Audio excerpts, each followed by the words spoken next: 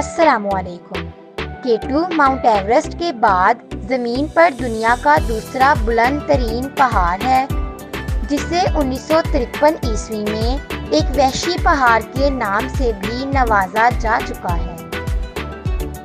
اس کا اندازہ اس بات سے بھی لگایا جا سکتا ہے کہ اب تک ہر 4 افراد میں سے ایک فرد شوق کوہ کی نظر ہو چکا ہے۔ میں ہوں نوال اور آپ دیکھ رہے ہیں نوال travels and vlogs.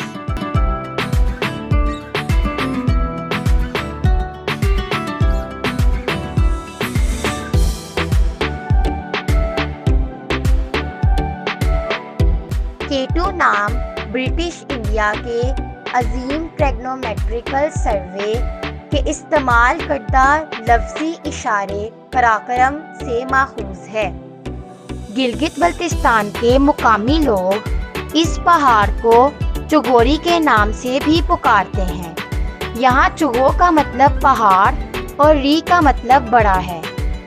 Thomas Montgomery نے قراقرم کا پہلا سروے 2010 کلومیٹر جنوب میں واقع پہاڑ ہارموغ سے شروع کیا اور 2 نمایاں چوٹیوں کا خاکہ بنایا، جسے K1 اور K2 کا نام دیا گیا۔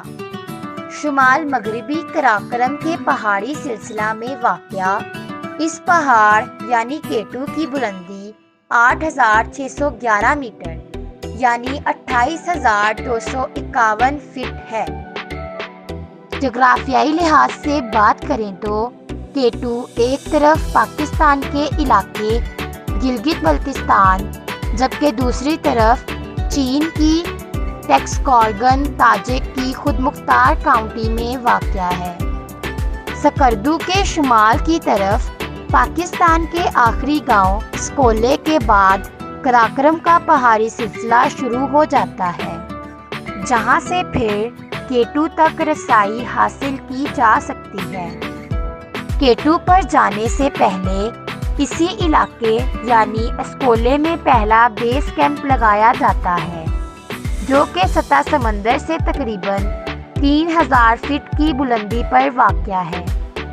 اگر ہم ساختی اعتبار سے بات کریں تو K2 3000 میٹر یعنی 9840 فٹ سے زیادہ برفانی وادی کی تہوں میں اپنی بنیاد پر کھڑا ہے۔ یوں تو K2 کو تسخیر کرنے کا سلسلہ 18ویں صدی عیسوی میں شروع ہوا۔ K2 اپنی تمام سمتوں میں 4000 میٹر یعنی 13000 فٹ سے کم میں 2800 میٹر یعنی 9200 فٹ تک عمودی ریلیف حاصل کرتا ہے۔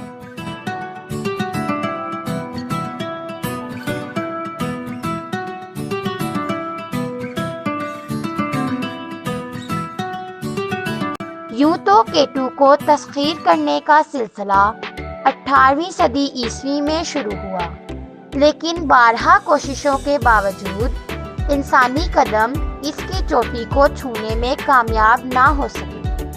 اس کو تسخیر کرنے میں حائل رکاوٹوں کا اندازہ اس بات سے بھی لگایا جا سکتا ہے کہ دنیا کی بلند ترین چوٹی ماؤنٹ ایورسٹ کو 2010 تک تقریباً 2700 کوہ پیماؤں نے سر کیا، جبکہ اتنے ہی عرصے تک K2 کو سر کرنے والے کوہ پیماؤں کی تعداد 302 رہی۔ پیارے ویورز، 31 جولائی 1954 عیسوی کوہ پیمائی کی تاریخ کا وہ روشن دن آیا جب آرڈیٹو ڈیسیو کی قیادت میں 3 رکنی ٹیم نے دنیا کی مشکل ترین اور دوسری بڑی چوٹی کو تسخیر کر لیا اور انسانی عظمت کا جھنڈا اس پر گاڑ دیا۔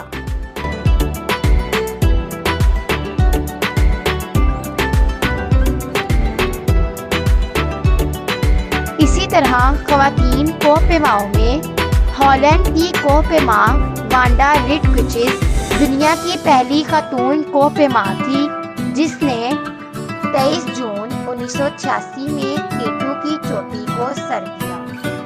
K2 پر چڑھنے کے لیے مختلف سمتوں میں راستے ہیں، مگر ان سب میں معیاری راستہ ابروزی سیور ہے۔ یہ راستہ پاکستان کی طرف ہے اور 75% کوہ پیما اسی راستے کو اپناتے ہیں۔ K2 کو تسخیر کرنے کی مہمات میں اب تک 4 حادثوں کو ناقابل فراموش قرار دیا جا چکا ہے۔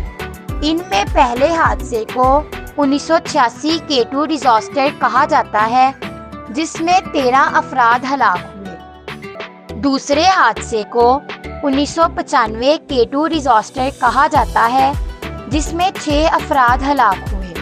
تیسرے حادثے کو 2008 K2 ڈیزاسٹر کہا جاتا ہے۔ اس حادثے میں کل 11 افراد ہلاک ہوئے، جبکہ چوتھے حادثے کو 2021 K2 ڈیزاسٹر کا نام دیا گیا، جس میں 3 افراد برفانی طوفان کی نظر ہو گئے۔ ان 3 کوہ پیماؤں میں پاکستانی کوہ پیما علی حسن صدپارہ بھی شامل تھا۔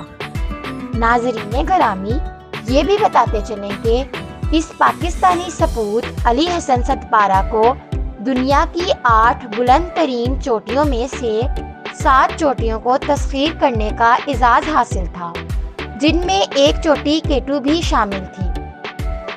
K2 پر موسم کا جائزہ لیں تو سردیوں میں اس کا درجہ حرارت -60 ڈگری سینٹی گریڈ سے بھی نیچے گر جاتا ہے، جبکہ دوسری طرف برفانی جھکر اور طوفانی ہوائیں 200 کلومیٹر فی گھنٹہ کی رفتار سے چلتی ہیں۔ پیارے ویورز، امید ہے کہ آپ کو یہ ویڈیو پسند آئی ہوگی۔ انشاءاللہ ایک نئی کاوش کے ساتھ دوبارہ حاضر ہوں گے۔ اپنا خیال رکھیے۔ اللہ حافظ۔